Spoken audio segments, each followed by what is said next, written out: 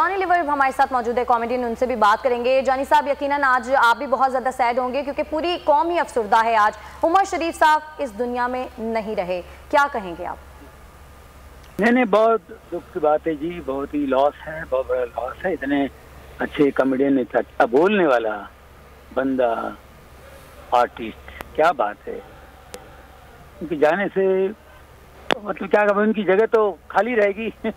ऐसे आर्टिस्ट लोग कहाँ, बहुत ही अरसों में पैदा होते हैं ऐसे लोग जो हरफन मौला कह सकते हैं, जो इसको बोलते हैं हरफन मौला, वो ये उमर शरीफ हैं। समझे कि नहीं?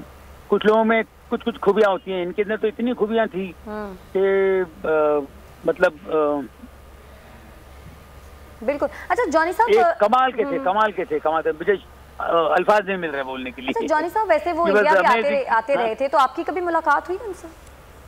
मेरी पहली बार इंडिया आया था 90 में, 31 साल पहले, तब मेरी मुलाकात हुई। फिर बाद में मेरी मुलाकात नहीं हुई, फोन पे मेरी बात हुई। फोन पर आपका कांटेक्ट रहा?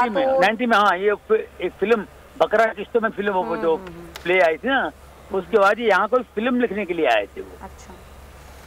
वो फिल्म मिली थी उनको, उसकी राइटिंग के लिए आए थे, तब मेरी यहाँ मुलाकात। जॉनी वॉकर साहब, आप भी एक बहुत बड़ा लीजेंड, आपकी शख्सियत को माना जाता है जहाँ जहाँ भी दुनिया में उर्दू और हिंदी बोली जाती है। आपकी बड़ी रिस्पेक्ट है और आपको भी बहुत जाना जाता है।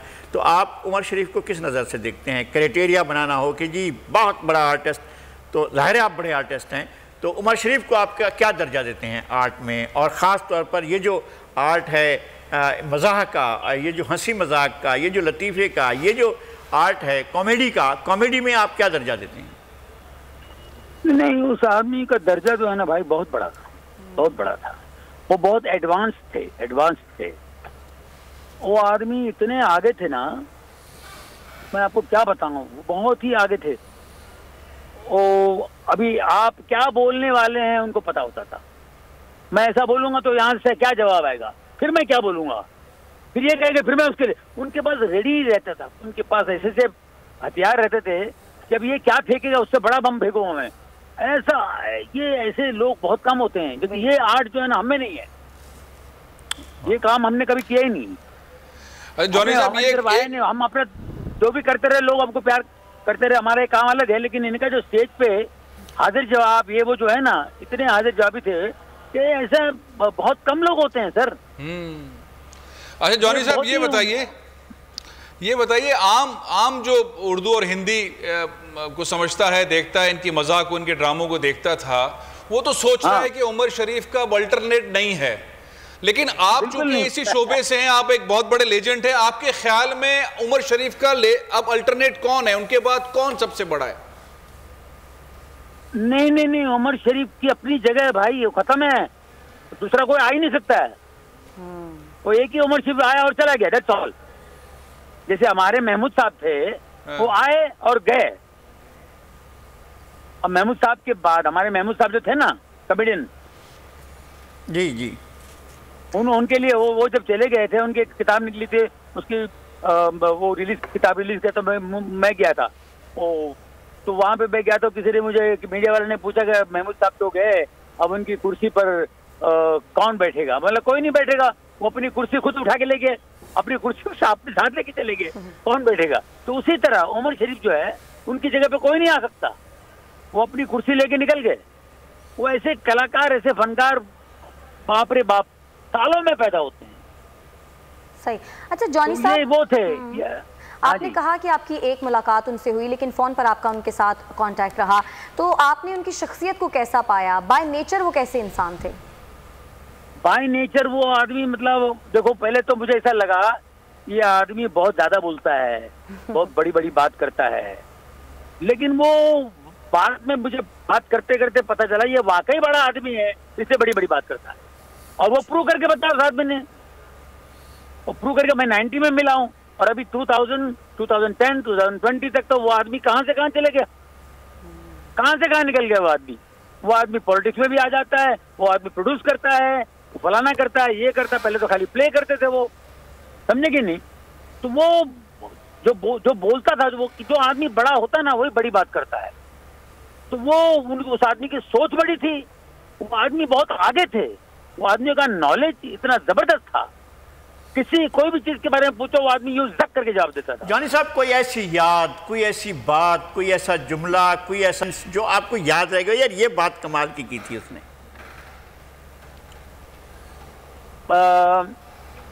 देखिए हम लोग जब वो 90 में आए थे तो हम लोग होटल में जहाँ रुके हुए थे जूहू में पहुंच गए, तो मैं मेरे बच्चे में ही रुका, तो मैं तो हमेशा मिलता था उनसे, बैठता था, तो मैं उनको पूछता था कि यार बोले भाई आप ये कभी कभी ऐसी सी बातें यूज करते हो, ऐसे वर्ड यूज करते हो, फटाक से जवाब देते हो, ये कहाँ से आता है? तो कहता है यार मैं क्या करूं यार, ये आ जाते हैं कभी कभी यार, पता नहीं कहाँ से आमद होती है मुझे और ये चीजें कहाँ से आ जाती है, फट से बोल जाता हूँ, उसी वक्त इंस्टेंट आ जाते हैं।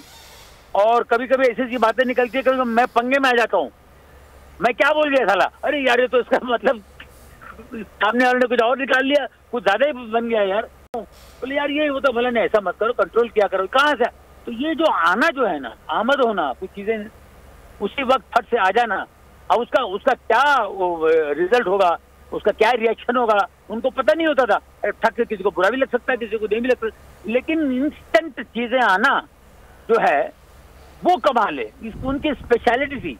तो ऐसी कुछ बातें उन्होंने की थी उस जमाने में, जब 90 में जब मिले थे, तो ये बातें हमारी होती रहती थी, क्योंकि हम जानते हैं ना, हम भी शोज करते हैं, हम भी अपने आइटम बनाते हैं, स्टैंड अप के शो करते हैं, लेकिन यह आदमी जो बोलता है कुछ अलग ही बोलता है, कुछ अलग, जैसे मतलब हमको तो टाइम लगेगा सोचने में, ये आदमी कैसे सोच में आते हैं, इस आदमी के दिमाग में ऐसी बातें कहाँ से आती हैं? तो अच्छा, ये सोच के ऐसा होगा, हम डिस्कस करते थे। हाँ जी। अच्छा, ऐसा होगा कि इन्होंने कोई आपके सामने परफॉर्म किया हो, या आपने इनकी परफॉर्मेंस देखी हो, कई शो देखा हो, किसी जगह पर आप लाइव देखा हो, या मैंने उनके प्लेस देखे ना। हाँ, तो आप देखने के बाद आपने सोचा हो यार ये बात तो मुझे करनी चाहिए थी, ये बात मैं कहता तो ज्यादा अच्छी थी, वो कोई ऐसी बात भी आपके जहन में आई? सॉरी, फिर से बोलिए सर, सॉरी। मैं ये कह रहा हूँ कि उन्होंने कोई आपके सामने लाइव परफॉर्मेंस करते हुए कोई बात कह दी?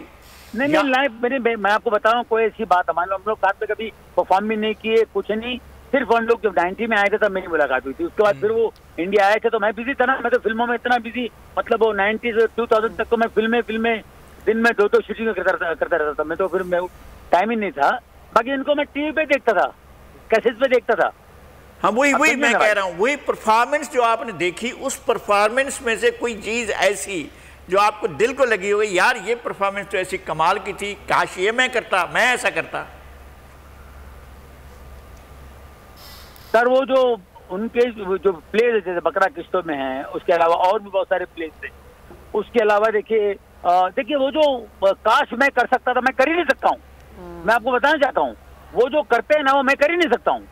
जिस तरह के वो इंटरव्यूज लेते हैं, उसमें इतना फनी होता है, सामने वाले से जवाब सवाल करते हैं, वो सवाल में फनी होता है, उनके जवाब में भी ये कुछ बोलते हैं वो फनी होता है।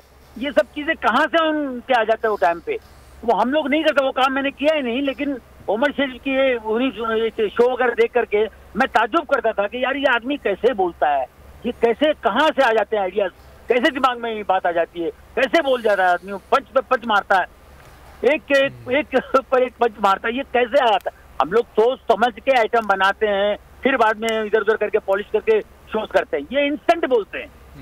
तो ये मेरे को बहुत अच्छी लगती है। अच्छा, ये स्क्रिप्ट के बगैर बोलते थे, ये उसकी बड़ी बात थी, आप ये कहना चाह रहे हैं?